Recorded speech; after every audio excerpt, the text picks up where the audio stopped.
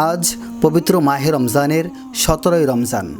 বিগত 1400 বছর আগে নবী মুহাম্মদ সাল্লাল্লাহু আলাইহি ওয়াসাল্লাম মদিনা শরীফ থেকে 80 মাইল দূরে বদর প্রান্তরে এই দিনে কাফের আবু জাহেলের বিরুদ্ধে ঘোষণা করেছিলেন ঐতিহাসিক সেই বদরের যুদ্ধ।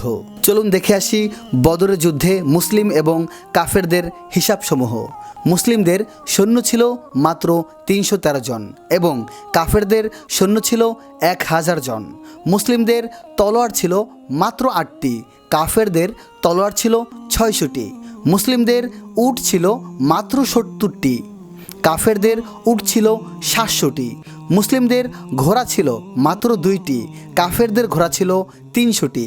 মুসলিমরা সেই যুদ্ধে শহীদ হয়েছে মাত্র 14 জন, কাফেররা শহীদ হয়েছে 70 জন। মুসলিমরা সেই দিন বন্দী হয়েছিল একজনও না, কাফেররা বন্দী হয়েছিল 70 জন।